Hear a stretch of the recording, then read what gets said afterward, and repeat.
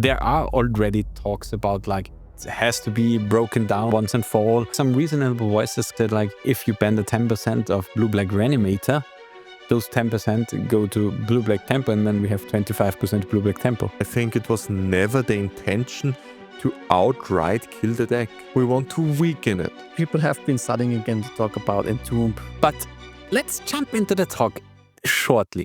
Welcome to In Response, a Legacy podcast. Whether you're a dedicated player or just curious about Legacy, join us as we share ideas, discuss decks, and have some fun along the way. Legends say all things are good when they are free. And Blue-Black Reanimator got banned 3 times already in Legacy, but maybe all things are good when they are 4. So let's talk about the resurgence of Blue-Black Reanimator in Legacy. Is it really a resurgence? Is it? Yeah, I mean, I think so. Resurgence, also not in a big way. It just slowly crawls itself up again into the top decks at the moment. I think it's not anywhere really outstanding, but it was gone completely like for 1-2 months, I think. And now people played around with a lot of different cards. They tried Street Wave, they tried the other cyclers, the Oliphant, and the green, how's it called? The Generous End. Yes, exactly, this one. And they couldn't really find a shell that works. And in the end, what turns out to be the most important, or like the best version, is just straight Blue-Black without any shenanigans whatsoever. And Who would have thought adding a third color makes the deck worse? Yeah. I mean, wow. Yeah, the strength back in the days were the stable mana base. And like the reanimation package in play together with our Swamp Cycler. Troll of Khazad-dûm, completely gone from brain. Yeah. Exactly how it should be. Yeah. So how does the deck now look like? I mean, it has a reanimation package. It has, yeah. It's just really minimal. Of course, you have the 4 Entombs for Reanimate, and you have Atraxa and Archon. These are like the 2 best creatures you can choose, and then 1 or 2, most likely more to 1 extra Animate dead that you have a 5th reanimation spell, and that's about it. That's the package. So just minimum. It's still, of course, like 11 cards. Yeah, Very, very small package. small package. Yeah. I mean, it's still dedicated. You want to have your Entombs early. Of course, with Troll being gone, you would have liked some kind of extra, very fitting version of Entomb, like the Troll was basically. And sometimes when you have your reanimates and you don't have a target, that happens. I think this kind of, there's no glue together that always finds targets for you. So Entomb plus, is very important still, but it really shows that this enabler is still very strong in 2 plus reanimate. If you have it, turn to Atraxa. I mean, it's clearly just a win against a lot of decks. Yeah. So with the Troll gone, I think one key thing that has to be changed was a little bit the mana base. Am I right? Because you can't really operate. What was it back then? 17 lands. Yeah. 18? Yeah. You had 17 lands only. And 4 wastelands. I think it was only 3 to 4. 3 was more common. Some people played 4, but I think that was crazy. Right now you still have only 3 wastelands, more than 4.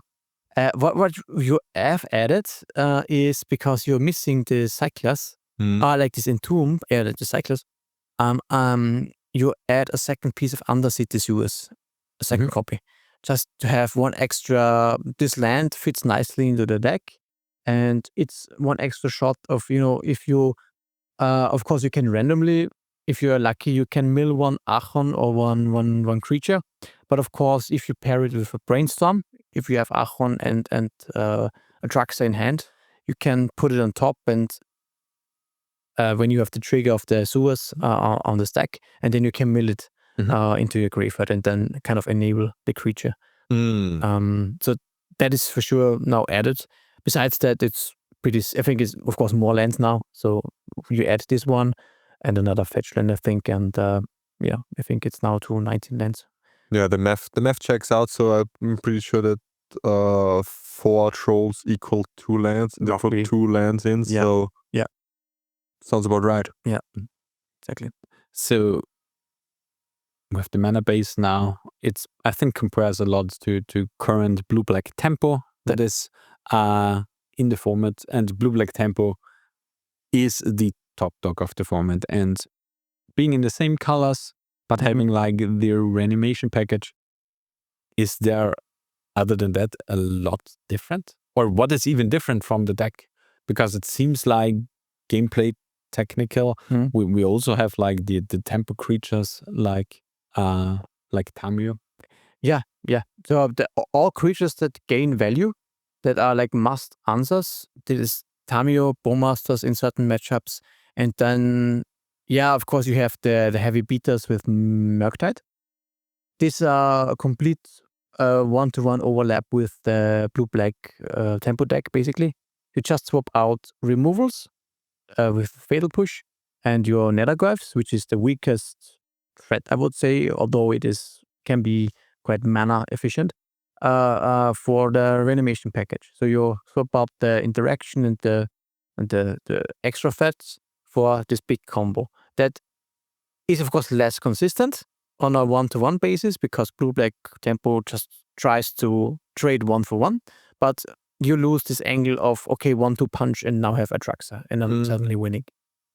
It's a trade-off, I guess. But it's slowly, because if you build it like basically the same as blue-black, just having this difference, it gives you advantages in certain situations that blue-black tempo doesn't have, and vice versa. So it comes on par more or less to blue-black tempo on power level wise, I think.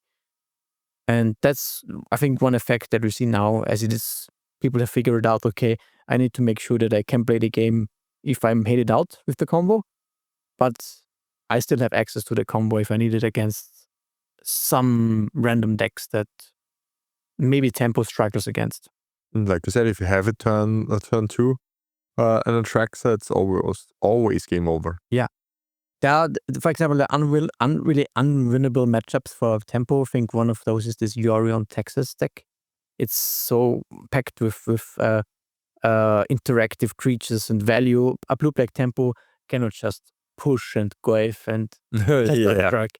But a turn to Atraxa, it goes under the opponent. Whereas tempo, of course, it's much more resilient to main deck Gravitate, for example. You can just ignore that and play like more a junt game kind of thing, a grindy game,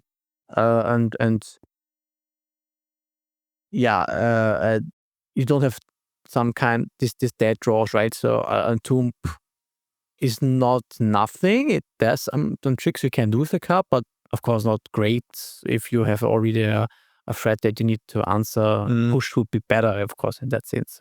Yeah. So basically, you in regards to blue-black tempo, you swap the utility cards. I kind of want to call it against the combo. Yeah, or like individual good stuff cards, right?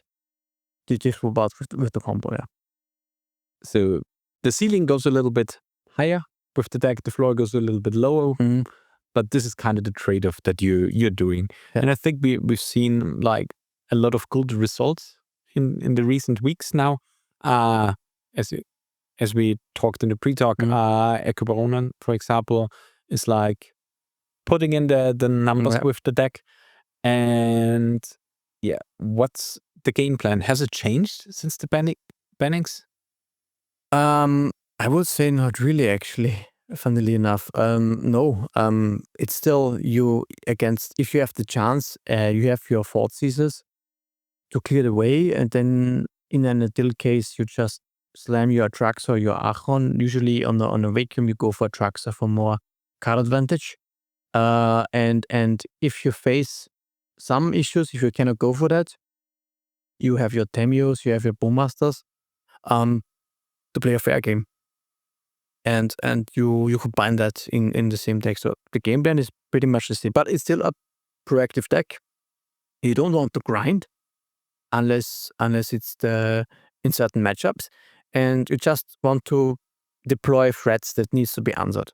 That's also, it's okay if you just start with Tamiyo, Bowmaster, playing normal tempo kind of game plan, and then suddenly your opponent has depleted their forces, their answers, and then you can go for the Reanimator for Atraxa, for example. Because you make a totally great impression of tempo, and they totally mistake your game plan. Then you hit them out of nowhere with, well, in a turn, Entomb. Yeah. Well, of course, you need to be careful with the lands, because the second Undercity Sewer gives away that you are on Reanimator. This is one detail that one needs to know, of course, because tempo doesn't play too. Yeah, and this is definitely something that every other player should know and look out for. And especially like Blue-Black, the Reanimate players now kind of in the spirit of hiding the deck. Yeah. Because like back in the days with Rogue Legal and stuff like that, it was pretty clear. Blue-Black Tempo was the one with Bowmasters. And if you saw a Bowmaster, you don't have to board any Graveyard Hate against it. But now you can perfectly hide the combo up until game 2 if you are still winning and don't really need to show it off. And I think it's also, and at this point in time, since people are figuring out you can do that, it's performing very well. And then it's a matter of how much Graveyard Hate you really expect, because if people then really start to bring in main deck Graveyard Hate, like the Spell Bombs that you see a lot more, Soul Guide Lanterns, and I don't know, of crop rotations for Bojuka Bog and so on. Everywhere, everybody can bring in some main deck Graveyard Hate. Then you might need to think, is the trade-off that I'm getting with having this combo good enough that I'm getting much win percentage out of that, as opposed to having just a standalone great threat like Kaito, because this is a card that you also lose when you don't play Tempo. No, Kaito is a huge draw to Blue-Black Tempo, because the card is in itself is insane. Yeah. This is the card exactly for Tempo. And for Reanimator, you can play it, but some people tried it. I think I've seen some lists, but it's actually, most of the time, you cannot afford it. That's not... you don't have too many creatures to bounce. It's sometimes clunky. And Tempo is perfectly the great card that you want as a top-end finisher. And you have to, this would be the option if you have all Graveyard Hate all over the place. Then I guess, Tempo is still better. So depending on what you expect, you have to adapt. So currently it looks like, depending on how sideboard configurations look like in the meta, one or the other can be better. And yeah, it's really nice to see the deck here. As I said, like boarding plans is like you keep the combo in, except for the mirror, because it's then too risky because the Reanimates, I think. Yeah, I think so. Yeah, exactly. It's more, well, you leave in the Reanimates because they are value cards for sure. Anyways, you know, if you kill a creature opposing to you can reanimate it. It's a threat. But you wanna get rid of the Entombs and the big creatures, more or less, just to play a fair game. You have your Barrowglyphs in the sideboard and your Fatal Pushes. You can just play kind of a tempo game in that let's say mirror. Also, the deck likes to play Thoughtly White Walk in the sideboard sometimes. Of course, it's very bad if you have like this Entomb packaging. So I think that's okay. But I guess all the other decks, you kind of keep it, yeah. Even if there is Graveyard Hate coming in. So basically, Wizards really did a good job in banning this role, to be honest. Currently, it seems like it moved the deck into the right spot, especially regarding like its bigger brother in Blue-Black Tempo. It seems like a good place to be for the two decks. Yeah, because I think it's still Viable. It's viable, and it still sometimes struggles that sometimes you you need more threats because your opponent has your graveyard covered and you keep drawing your reanimates and so on. So it's like drawing the wrong half of the deck thing is now visible a little bit for this deck. Yeah. So that makes it not too broken, which was the issue with draw. If you have your graveyard covered, then this deck has only Tamiyo and Bowmasters. Yeah, Murktide. And Murktide. Okay. I was just thinking, how do you close out the game? I mean, and usually main deck at least there is not really mass exiling, or at least one-time exiling effects. Like there's no rest in pieces on, so you can recover from one spell bomb or for one soul guide lantern is okay. To power out one Murktide, it's usually fine. You also have Brazen Borrower as an extra little threat, and yeah, that works. You can even, if you don't have graveyard covered, like you can, I don't know, Entomb for another sorcery that pumps out your Murktide even more, for example, at some point. So stuff like that happens. And what I find really interesting is because I was on Blue-White Stifle Knot for the last three Friday Night Magics, or for a free event. And I played a one-off Rest in Peace in Sideboard. And this card was totally great. Yeah. So grab your Rest in Pieces, guys. I mean, it's totally time for it. yeah, exactly, because some decks, a spell bomb is nice, but it doesn't permanently solve the graveyard, right? And one surgical or one fairy markup is nice against Reanimator, but still they can access Murktide. They have, or Tempo has Nethergoyf. And Rest in Peace really permanently deals with all of that, for sure. And no Murktides anymore. Yeah, no Murktides. Barrogoyf is not good. Yeah, Barrogoyf hits you for 0 and mills 0 cards. Yeah. Wow, nice death touch you've got there with 0 power. I would say if you have access to that, if you can play it, of course it's 2 mana. That's an issue. But totally worth it if you. I think it's nice if you have access to forces. Yeah. Then I'm pretty sure your deck should have somewhere in the 75 1 or 2 Rest in Pieces. Yeah. At the moment. Yeah. Yeah. For white deck, yeah. For white deck, yeah. Can be. Yeah. It's tough, right? Because 2 mana, it's 2 turns. It's slow. You also want turn 0 interaction against a lot of. For oops, it's way too slow. On average.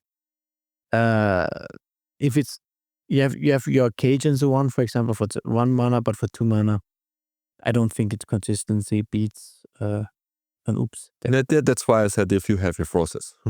Yeah. When you've got forces and the Rest in Peace, then it's probably really great. Of course, yeah.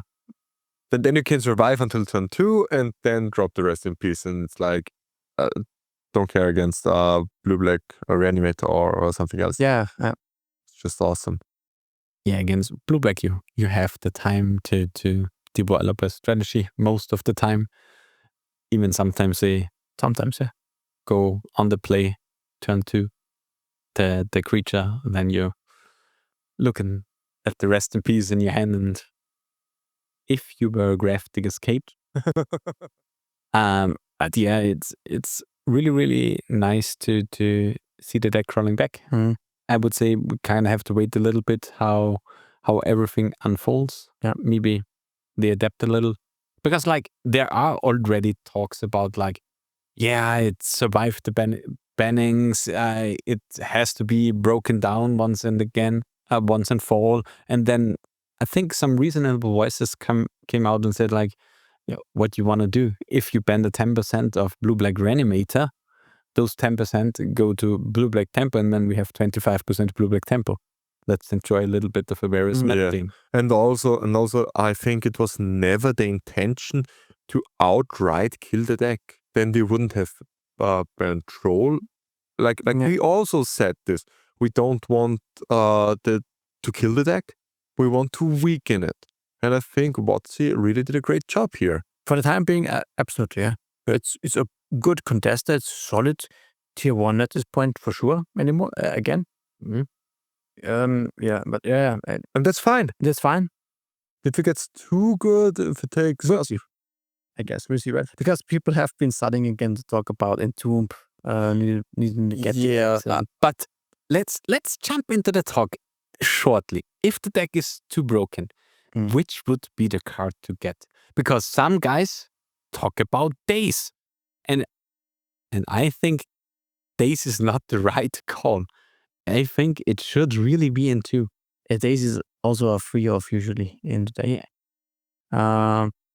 Yeah, I guess it is. Entomb or Reanimate, and I think Reanimate doesn't make sense. It's kind of hard here because we had that discussion. We had Entomb in the format for past 20 years almost, and it was never broken. We had Reanimated for all the time in the format, and it was never broken. Sure, the threats are different now. Yeah. But I don't think that's a problem of Entomb. The threats are too good. But Entomb was already banned in Legacy, but it got unbanned like 50 years ago. You know why? Because of Vault Gorger Dragon. Because of Vault Gorger Dragon combo. And then they banned Entomb and Vault Gorger alongside. So what he didn't want them to have, I restart the game. That was the thing. And not about Awesome. yeah, and not just entombing a fatty into your pin and reanimating it. In my opinion, we always see this pattern reemerging. So we have a too good blue deck. I can totally see where the Daze argument is coming from. Every time something got banned, mostly the times when something got banned, it was a Wasteland Daze Shell. Ragavan, Expressive Declaration, Oko, Dreadhorde Arcanist, Grief, Psychic Frog, Deathrite Shaman, all the time. And the common culprit is Daze, Wasteland, Brainstorm, Ponder. I mean, you for sure can't ban Brainstorm Ponder. I mean, Legacy has some. I would ban Force of Will. But yeah, then Oops would be the red back tape of the format. Yeah, that's when Force of Will is a holy cow. We can't ban this card for sure not. But yeah, I don't want to say that Daze should be banned, for sure not, or Wasteland or something like that. But yeah, it's just dumb in my opinion. But there are voices out there who want, who are bringing up this ridiculous ideas, yeah, and I can see where they're coming from when they want to ban Daze. I think that's wrong. It's just in the format. I also think it's wrong to ban Entomb or Reanimate. In that case, probably the better thing to do would just kill Atraxa. Does Atraxa really change much? Yeah, because then they had to have play Grizzlebrand again. And Grizzlebrand is just kill yourself with Bowmaster. Yeah. So maybe that's kind of okay. Yeah, but it just waits for the next big creature. Probably, and that's the thing. If we want to have a nice or a good legacy environment, then it's not just the question of what should we ban, how should the meta look like, but it's also a question of how WotC puts out the product, how many cards they're putting out, and how they design the cards. That's basically the most important thing that we as players can't really interact with it. Not even with mining or with bannings or with something else. Yeah. There's one option for sure. The other option is still, because I think, this blue-black tempo deck existed for a long time, even before we had this new threat with Bowmasters and Tamiyo. You could also maybe think of, okay, maybe Tamiyo is too good, but yeah, that's also what I'm thinking. Maybe then this would be the next card, because in this deck. This was the one CMC card advantage. Yeah, it is, and it can win the game on its own. I see arguments for that. Of course, you can also. I think there's no. I personally, it should be considered neutral whether or not a card was. Yeah, how long a card is in the format or not. I think it should be just put in isolation a little bit. And the Entomb is realistically only in 2 decks at the moment, which is the non-blue Reanimator version and then this one. And if it gets banned and it takes 1 deck with it, I think people can live with that. But still, yeah, I would also not do it. And or let's put it that way. I just don't think it's too good. No, it was like hypothetically. Yeah, If it's too good, yeah. What would be the thing? And I think it's really, really complicated. Totally, it's extremely complicated. As Like I tried to say. as we showcased, so let's say we would think it's okay. What I think would happen is maybe the Tamiyo ban, just because people are, and this is what he's considering, liking the sacred cows to a certain extent. They like that these are the forces, the ponders. They admitted that like cards like Brainstorm Ponder would have been banned a long time ago if it was not just for this format identity. Yeah, maybe Entomb is in that. And I would argue differently. I'm pretty sure that people are whining so much until Entomb hit or Reanimate gets the X. Can also be the case somehow, yeah. But I think the correct test thing out of those would be Tamiyo, especially because Ragavan is a similar card from like advantage costs 1. And it's already on the ban list. So if we go a little bit down the ban list, I think Ragavan would be, Tamiyo would be. To be honest, this is the first time I heard someone made a case for banning Tamiyo, to be honest. Yeah, it's not really super much on the radar.